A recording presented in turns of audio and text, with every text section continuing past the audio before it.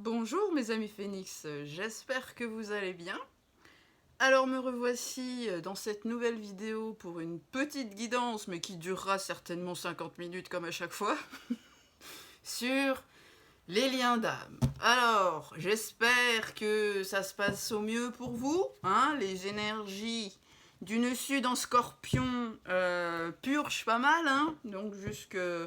Voilà, si vous êtes assez marqué par le scorpion, si votre autre est assez marqué par le scorpion, si vous avez un lien qui est pas mal marqué par le scorpion, voilà, depuis 1 an et demi, hein, ça peut percuter un petit peu, ça peut épurer dans tous les sens, ça peut remonter la boue, ça peut parfois faire avoir un comportement quelque peu agressif, n'est-ce pas?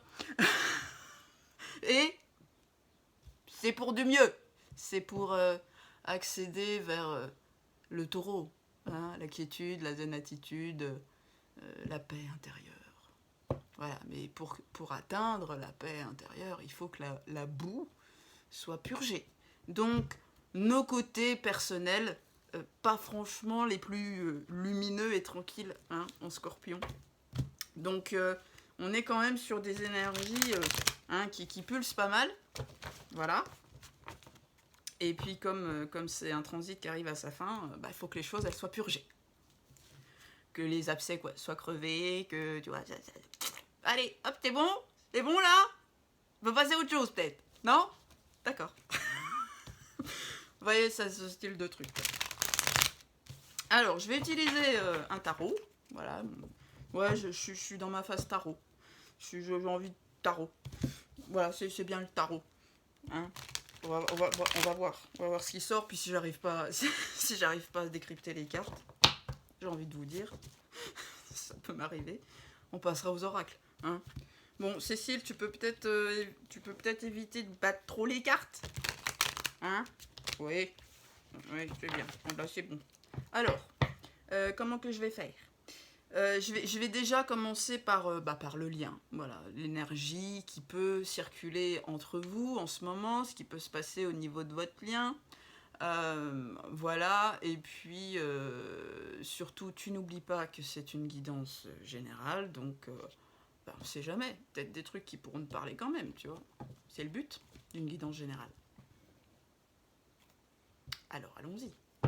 Alors, nous avons à la coupe, voyez, hop, le hiérophante. Voilà, donc c'est la carte du pape, en fait. Oh bah, il y a une histoire de contrat. Hein, le pape quand même dans le tarot, c'est une histoire de contrat.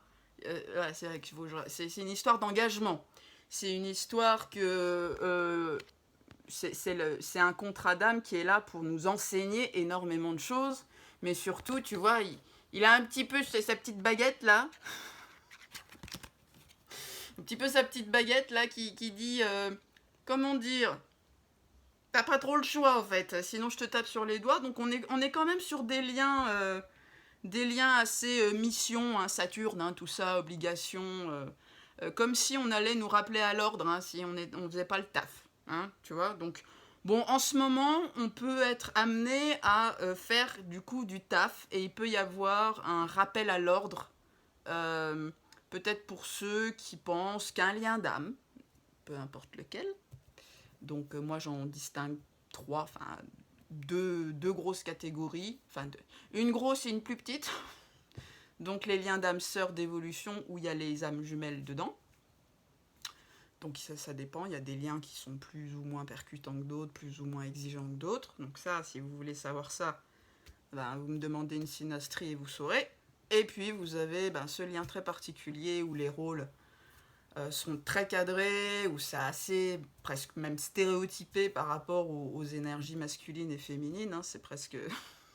voilà, mais c'est le jeu, ma pauvre Lucette. Donc les liens d'âme scindés, qui sont quand même des liens qui sont loin d'être bisounours et coquelicots et papillons, hein, et vont lever énormément de choses.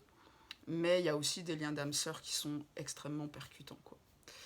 Hein, voilà. Donc mais bon, en tout cas, voilà. Aujourd'hui, je vais parler de contrats d'âme quand même où il n'y a pas vraiment le choix.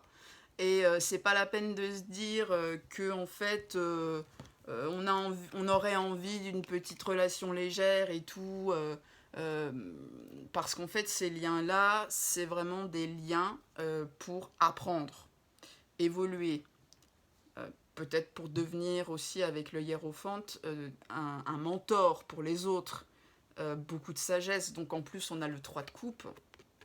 On a le 3 de coupe à l'envers. Le 3 de coupe, c'est l'énergie de la fête. C'est l'énergie de la joie, enfin de la joie entre potes et tout ça. Là, on axe vraiment. C'est presque qu'il y a une énergie. Les cocos, va falloir arrêter de rigoler et puis de penser que ça peut être fun, quoi. Là, on est presque dans une énergie où sortez-vous des. Enfin, un lien d'âme, c'est pas une histoire d'amour lambda. C'est pas censé être simple, en fait. Hein. Alors moi, ce que ça me fait penser, déjà rien qu'à la coupe, c'est qu'on est dans une phase énergétique sur les liens d'âme, voilà, d'évolution, de guérison, qui est pas forcément funky. C'est-à-dire que là, on est sur des prises de responsabilité.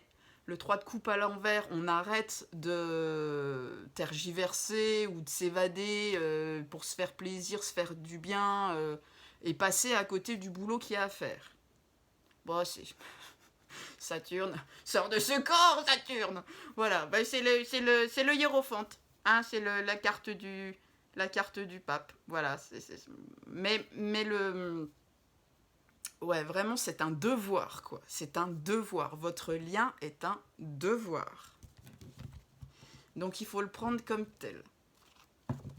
Mais bon, je pense que vous étiez beaucoup à avoir compris, n'est-ce pas? Donc voilà, c'est les énergies qui vont un peu donner le ton au tirage. Donc on est quand même sur des trucs un petit peu responsabilité, chercher à apprendre, à évoluer, à comprendre des choses compliquées aussi, parce que dans les liens d'âme, il y a des dynamiques qu'on explore, hein, voilà, des trucs un peu karmiques, des trucs multidimensionnels, comment travailler sur les blessures, tout ça, c'est des choses quand même pas forcément simples. Et on n'a pas le choix, il faut devenir très solide, mature, responsable, agir avec patience, autorité, retrouver son autorité personnelle. Et arrêter de croire que ça devrait être une partie de plaisir. Bienvenue sur ma chaîne, vous allez vous éclater. Bon, après, ceux qui me connaissent, ils savent que je... Voilà, je suis pas coquelicot et bisounours. Hein. Moi, la spiritualité, ça, en plus, c'est dans l'air du temps. Hein. C'est du Saturne en poisson. Hein. C'est ce courant spirituel où tout est beau, tout le monde il est gentil, puis c'est l'amour inconditionnel, puis c'est le couple sacré, puis c'est le couple divin. Non, non, non, non, pas que. Il faut faire preuve d'ancrage, de discernement, utiliser son cerveau gauche, prendre les responsabilités, tout ça. Hein. C'est aussi ça, les liens d'âme, en fait. Bon, allez, est-ce qu'on se fait recadrer un petit peu? Je ne sais pas, continuons. Alors, sur le lien, voilà, le lien, je vais tirer 4 cartes, hein, pour essayer de ne pas faire 50 minutes, mais je sens que je vais y arriver quand même, parce que je ne sais pas faire court, et ça, si vous me connaissez, vous le savez, aussi. Déjà au lycée, hein, dans mes dissertations, on disait « Cécile, soyez plus synthétique. » Voilà, le hiérophante. Et je t'emmerde. Bon, bref, je ne sais pas faire court. Alors, je dis ça, mais voilà, pour ceux qui me connaissent pas trop, hein, j'étais prof avant, donc je me permets de me moquer. J'ai mes lunettes de prof. Hein. Ouais, ça, je sais pas, ça doit être mes énergies. Alors... Quoi a-t-on? 9 de bâton. À l'envers. The Fool, le fou, à l'endroit. Le pendu, à l'envers. Et la reine de bâton. Voilà. Alors, au niveau du lien, il y a des énergies déjà avec le 9 de bâton à l'envers de baissage de garde. C'est-à-dire que... alors, avec toujours ces 2 cartes à la coupe, là, y a un moment donné où il faut vraiment accepter le lien pour ce qu'il est, c'est-à-dire un lien de travail, un lien de responsabilité, un lien de maturité, que ce soit au niveau psychologique, émotionnel, une maîtrise énergétique aussi. Encore une fois, Saturne en Poisson nous demande de bosser, et moi, ça va, j'ai compris, on me le fait bien travailler, la gestion de notre espace énergétique. Voilà, c'était un truc que j'avais un peu occulté dans mon existence, hein, tout ce qui est protection énergétique, nettoyage énergétique, voilà, tous ces rituels-là. Donc pour moi, il faut vraiment trouver le truc qui vous parle le plus, hein, mais il faut vraiment protéger les énergies. Hein, le 9 de bâton, ça peut être ça aussi. Travailler pour pas en fait entretenir une certaine paranoïa envers des personnes qui seraient juste bien ou des énergies bienveillantes et se faire happer par les mauvaises. Voyez. Donc avec cette énergie de 9 de bâton, pour moi il y a vraiment quelque chose qui dit arrêtez de... Il y a des énergies qui poussent l'un comme l'autre à arrêter de quelque part de fuir ce lien, de ne pas le prendre pour ce qu'il est, c'est-à-dire un lien de travail. C'est un lien qui demande, avec la carte du fou, de faire des sauts de la foi. Parfois de sortir justement de l'énergie du 9 de bâton, je me protège, je me protège, je me protège, et d'oser aller au-delà de ses limites, de ses conditionnements, de ses croyances, de ses peurs. Voilà, donc on est quand même dans des énergies qui nous demandent de reprendre une certaine autorité personnelle, d'arrêter de vouloir fuir certaines responsabilités aussi, et d'oser, d'oser avoir foi, d'oser de nouvelles choses pour que le lien avance, pour pas qu'il reste cloîtré sur une barrière de protection, en fait, avec la carte en plus du pendu à l'envers. Voilà, il y a un côté... La carte du pendu, elle nous parle d'une énergie de... je me mets en retrait, la tête en bas, et j'observe d'un nouvel angle. Là, c'est bon, apparemment, vous l'avez observé dans tous les angles, hein, le bordel. Donc, il est temps de sortir de cette énergie de « je laisse faire les choses », l'univers, il pourvoira... Enfin, voilà, je suis très influencée par la carte du hiérophant qui s'essaie... il faut agir, il faut acter, il faut prendre ses responsabilités. Sinon, ça va pas le faire, quoi. Donc, on sort de cette carte du pendu, qui est un peu une carte attentiste. Voilà, on observe, on n'agit pas. Là, maintenant, il faut faire des sauts de la foi. Voilà. Donc, je ne sais pas, tu verras selon ta situation, si tu dois oser faire des choses par rapport à la personne qui t'accompagne sur ce magnifique chemin. Oui, c'est un lien. C'est un lien magnifique. Il est très exigeant, hein, pour beaucoup, mais au final, il est magnifique. Et avec l'énergie de la reine de feu, la reine de bâton, on est vraiment sur une alliance entre le côté cœur, le côté âme, le côté... Voilà, je me laisse guider par mon âme, enfin, je laisse mon âme guider mes actions. Voilà, on est sur le côté féminin. J'aligne mes désirs avec, enfin, mes actions selon mes désirs, mes besoins, mes ressentis, mes élans d'âme. Voilà, et je redeviens cette personne puissante, rayonnante. J'ai confiance en moi. Je suis aussi, je n'ai pas peur de montrer ma vulnérabilité qui fait aussi partie de ma force. Voilà, la reine de bâton, c'est quand même vraiment un mix entre les caractéristiques plutôt féminines. Alors, je ne vais pas parler d'énergie ici, je parle des caractères. Donc voilà, les caractéristiques féminines, donc d'empathie, de bienveillance, d'amour, parfois souvent de réceptivité, on se met en retrait, tout ça quand il faut. Et l'énergie de feu qui est l'énergie plutôt masculine, donc la force, la détermination, le courage, l'action.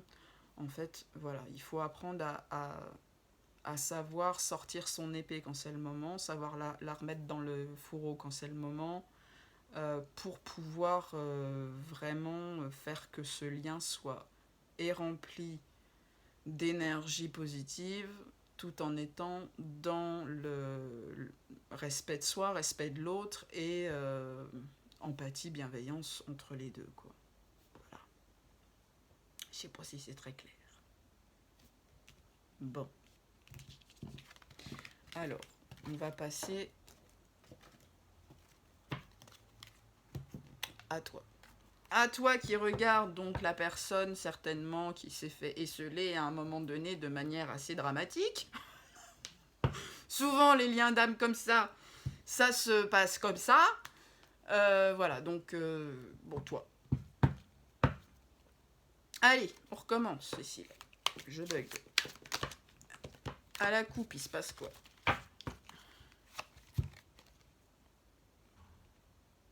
Le 8 de coupe.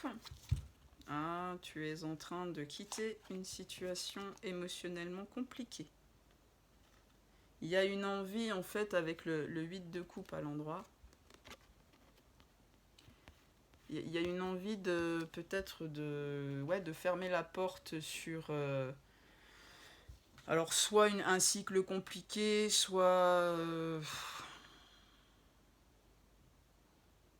ouais, t'en as peut-être marre, en fait, ce truc.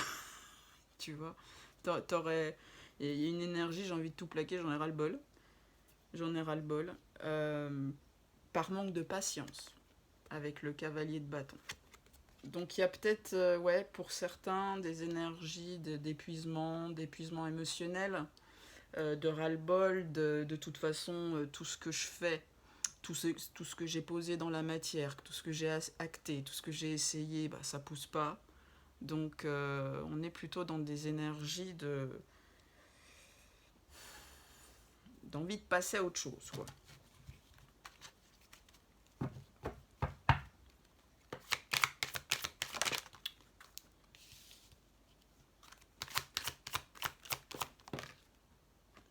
Alors, vu les cartes qui sautent, ça peut être...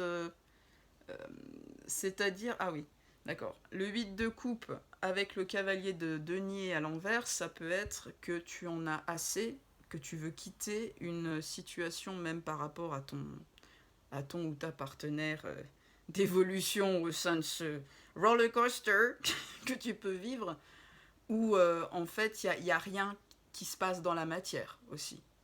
Tu vois, donc comme on avait l'énergie du fou, peut-être on te demande d'aller au-delà de certains conditionnements, certaines croyances, et Dieu sait que sur ces liens d'âme, on nous a bien mis des conditionnements dans la tête, notamment par rapport à la communication, hein, qu'il faut pas, faut attendre, et ta. Bah là, visiblement, selon ma guidance, là, les cartes que je tire, c'est que tu serais plus dans des énergies où tu aimerais qu'il se passe quelque chose, au moins acter quelque chose dans la matière. On est sur du denier, on est sur de la terre. Mais comme il a la tête à l'envers, on voit qu'il n'y a pas grand-chose qui pousse, quoi. Donc là, t'en as marre, en fait. Et comme t'en as marre qu'il se passe rien et qu'on avait l'énergie du fou là tout à l'heure et qu'on avait le 9 de bâton à l'envers qui dit bon on arrête de se mettre des protections, on se lance et on y va puis on verra bien sur un malentendu ça peut peut-être marcher, tu vois. Ouais, c'est plus ça parce que là vu les cartes qui sautent on est plus dans des énergies, écoutez les enfants. Et peut-être il y a un manque de clarté, il y a un manque de clarté, de compréhension. Faudrait peut-être revenir à une certaine forme de communication. Alors par contre, ça peut être une communication un petit peu... oui, un petit peu tranchée, hein, un petit peu vive. Ouais, d'accord, ok. Là, on a le cavalier d'épée.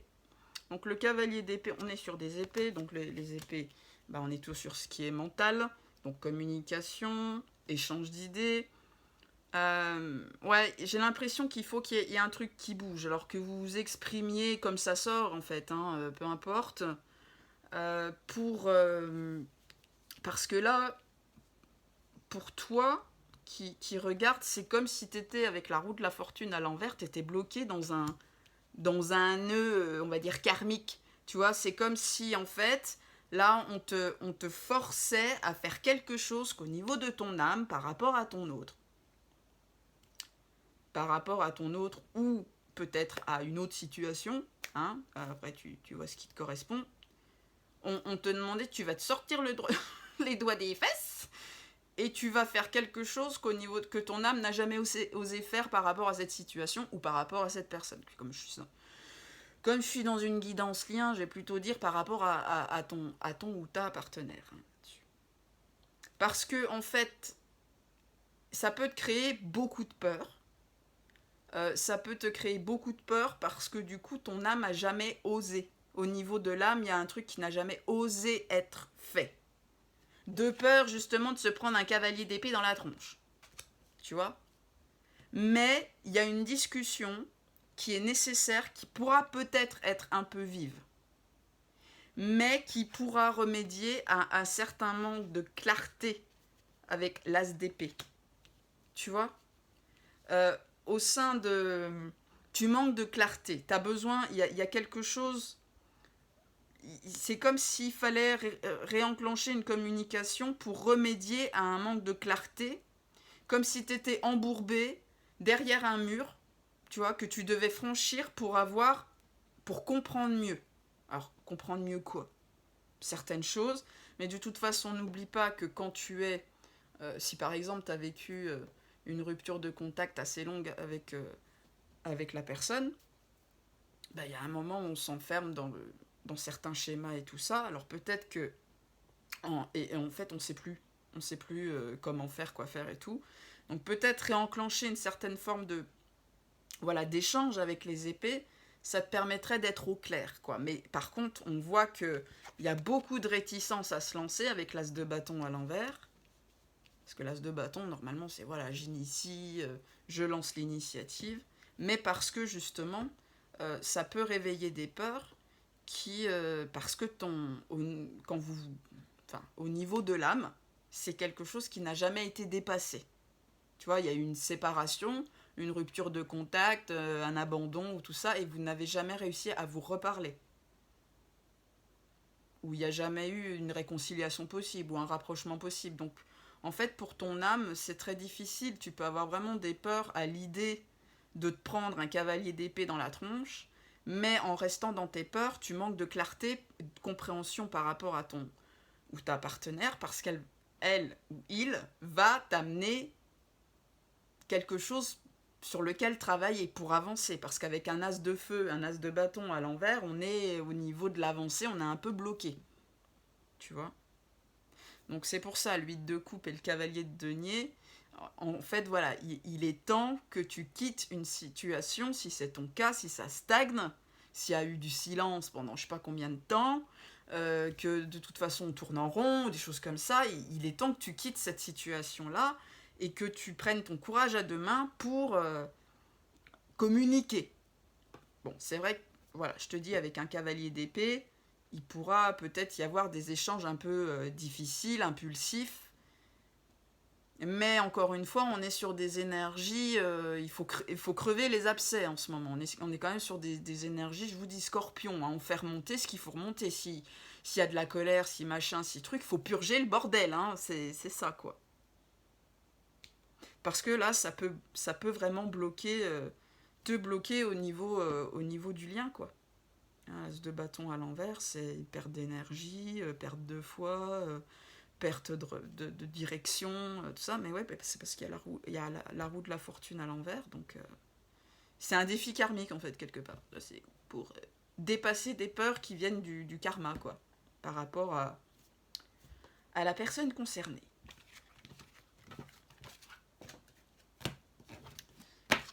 Alors, on va voir maintenant du côté de la personne qui t'accompagne sur ce magnifique périple. Donc voilà, la personne qui est distante ou a fermé la porte de façon un petit peu abrupte parfois, ou enfin tu vois, celui ou celle qui est parti, quoi. Alors, on va à la coupe.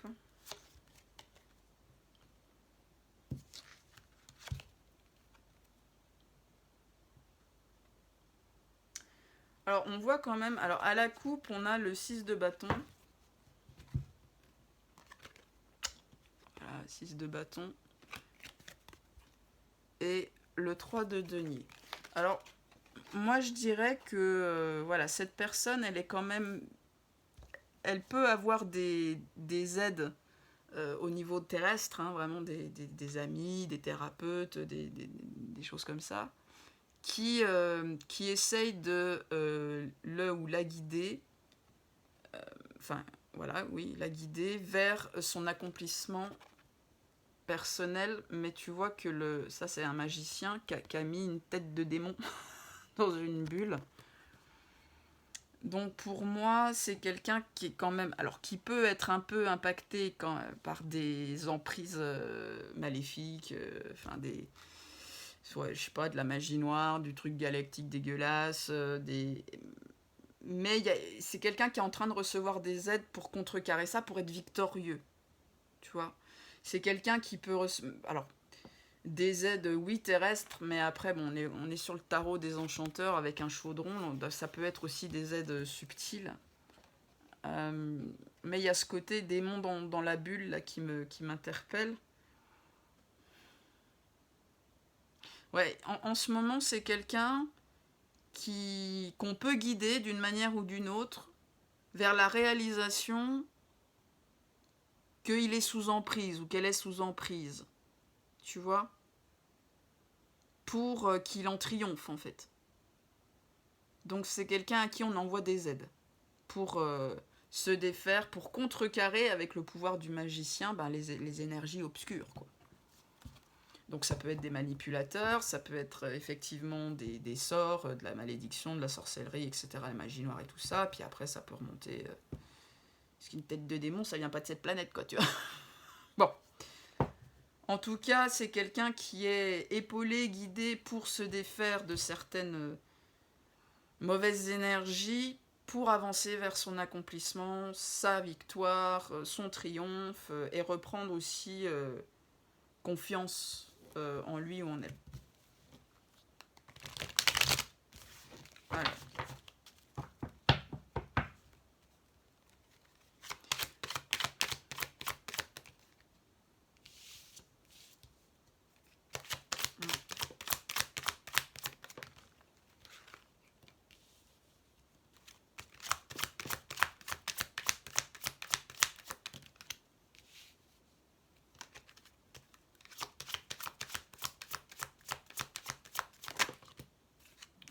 Deux.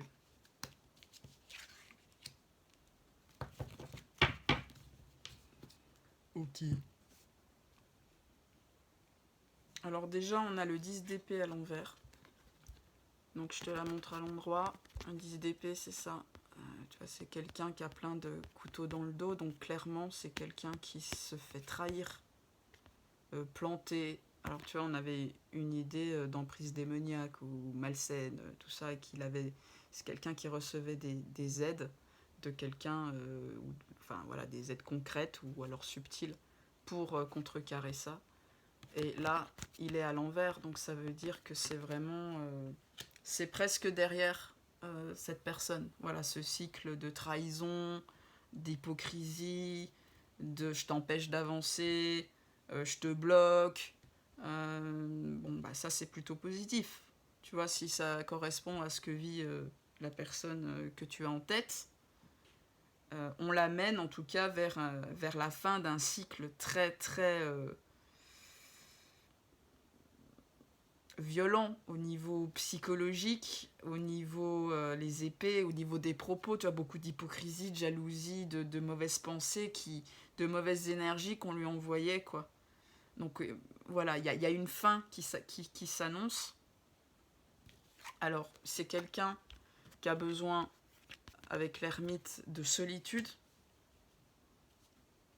pour retrouver son chemin, sa guidance, sa vraie guidance, hein, parce que quand on a la tête de démon, là, et puis les 10 d'épée, on peut se demander alors si c'est voilà, si c'est toujours toujours les bons canaux, mais en tout cas, il y a vraiment, avec le fou,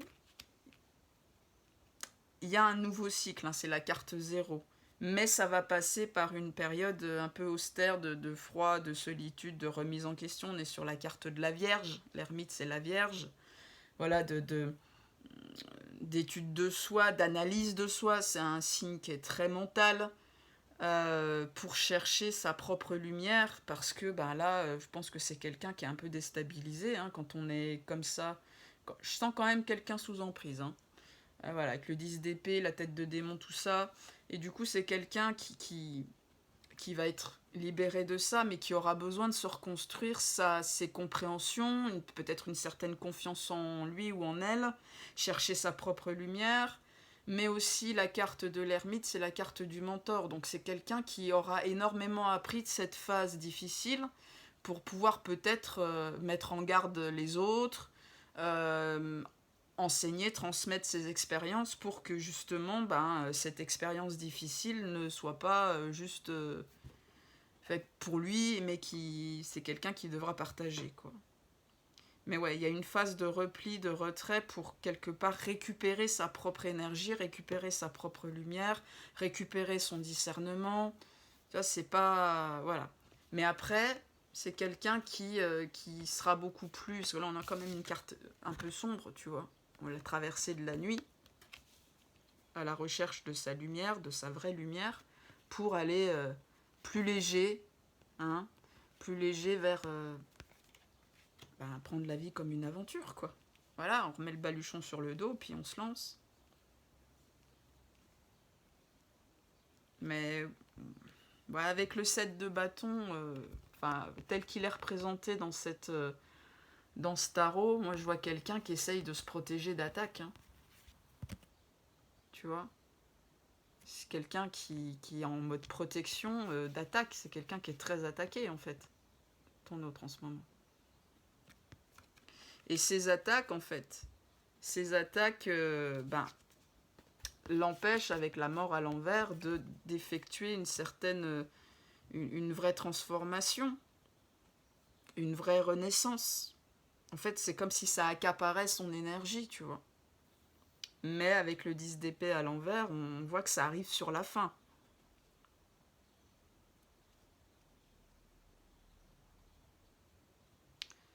Ouais, c'est pas simple, hein, pour les gens d'en face. Pour l'instant, c'est un peu comme si ils voyaient pas le bout du tunnel, quoi. Ils sont vraiment très pris dans leur énergie, et puis aussi voilà, sur la carte de la mort il y a du feu, le 7 de bâton c'est le 7 de feu, c'est comme s'il y avait même plus de confiance en la vie, quoi, que ça allait toujours être comme ça. Or les énergies qu'on leur envoie, c'est vraiment t'inquiète pas, tu es guidé, protégé, il y a des aides pour que tu te défasses de ces emprises démoniaques là, et que tu sortes de l'énergie du 10 d'épée, du coup. Ouais, pas simple.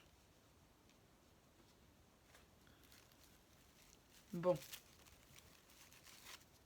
Alors, on va voir ce que cette personne pourrait te dire. Donc, je suis sur elle. Si... Oh là là, c'est le bordel dans mes cartes. Mes petites cartes que j'ai fait avec mes petits doigts de boudinet, là. Bon, allez. Qu'est-ce que cette personne pourrait te dire actuellement? Oh bah tiens.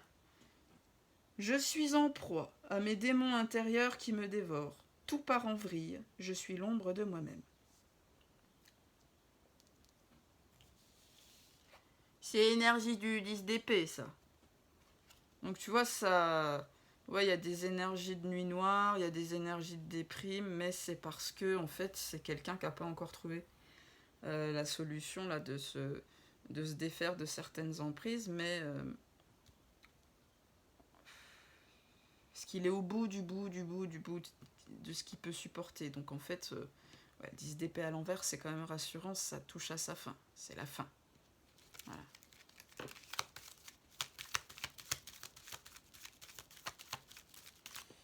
Oh, come on.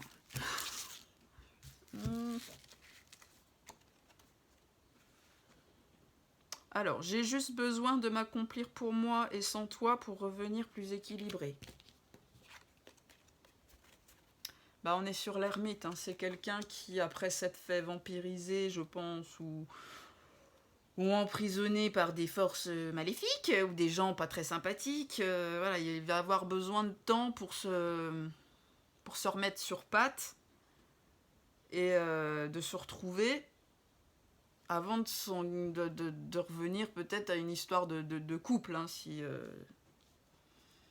voilà, sinon ça va pas être stable, quoi, ça va pas être pérenne en fait. Allez, et dernière. Si tu portes encore en toi de la colère, de la peur due à ton passé, je te montre par mes actions que tu es encore prisonnier de ton passé. Ne transpose pas tes traumas sur moi et sur notre lien. Méditons là-dessus. Ok. Alors, comme c'est moi, puis que c'est moi, j'ai oublié. Je vais prendre mon oracle Shadowwork et pour voir un petit peu ce qui se joue au niveau du lien, donc un truc pas très sympathique, qui peut se jouer au niveau du lien, donc au niveau pas très sympathique, sur toi et aussi pour la personne à qui tu penses. Alors, qu'est-ce qui peut bloquer, empêcher le lien? Voyons voir. Top! Vœu de silence. Ah tiens! On parlait de communication tout à l'heure. Peut-être nécessité de parler. Libérer le chakra gorge. Hein? Ça c'est... Voilà. Il y a des choses à communiquer, même si ça... Visiblement, ça se passe pas dans... toujours la bienveillance, l'amour, tout ça, ça peut être des discussions un petit peu punchy. Visiblement, ça va amener à des transformations, à une purge, enfin voilà, avec la mort à l'envers, là, qu'on avait à l'envers, donc comme quoi un processus de transformation un peu bloqué, machin, bon, ça peut libérer des choses. Communication. Ok, bon pour toi.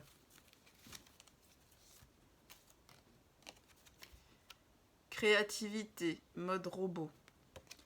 Fais-tu quelque chose qui te plaît? Ou es-tu en mode métro boulot dodo? En fait, là, bon, ça s'adresse à des personnes qui ont peut-être, comment dire, avec les vœux de silence, c'est marrant, qui taisent en fait les capacités de leur âme, qui les montrent pas, qui n'osent pas les montrer, alors, bon, c'est pas forcément qu'on doit quitter un job, hein, loin de là, mais voilà, développer quelque chose à côté qui fasse vibrer l'âme. Hein, parce qu'en fait, on se planque, on peut avoir peur de montrer des trucs un peu barrés en nous, on peut avoir peur d'être un peu atypique ou tout ça, mais du coup, ouais, ça... Il y a des personnes qui sont... qui occultent cette partie créative pour se conformer encore à des exigences professionnelles, sociétales. Voilà. Bon. Tu prends comme ça, comme tu prends. Et puis ton autre. Alors, victimisation. Donc c'est quelqu'un qui peut en vouloir énormément à la vie, dire qu'on s'acharne sur lui, tout ça. Ou alors c'est vraiment quelqu'un qui peut être victimisé. Hein, c'est ok hein, d'être... Enfin, faut reconnaître son statut de victime pour mieux identifier les bourreaux, hein, et pour mieux y remédier. Mais c'est vrai que c'est quelqu'un qui peut être... voilà, on l'a vu tout à l'heure, qui peut être soumis à des énergies... voilà, il y a des bourreaux, en fait, hein, autour de cette personne. Donc, il est en position de victime. Sans... peut-être en n'ayant pas encore trouvé les moyens de contrecarrer ça. Voilà. Bon, bah écoutez les amis, j'ai fait moins de 50 minutes, mais avant de vous quitter, bien sûr, si vous voulez une guidance personnalisée sur votre lien d'âme, n'hésitez pas à regarder en dessous de cette vidéo, il y a mon site internet où mes services sont expliqués, mais je ne peux que promouvoir, et vraiment j'en ai encore eu la confirmation cette semaine, à quel point une synastrie, ça peut quand même aider. Donc voilà, si vous voulez voir ce que les astres disent de votre relation, de votre lien, les choses inconscientes qui peuvent se jouer entre vous, voilà, peut-être avoir des mots posés sur certains ressentis ou idées, ou voilà. Synastrie, parfaite pour ça, donc ouais, si ça vous dit, welcome. Voilà, ben écoutez, je vous embrasse très fort, prenez bien soin de vous, et puis ben, à très bientôt pour de nouvelles aventures. Bisous.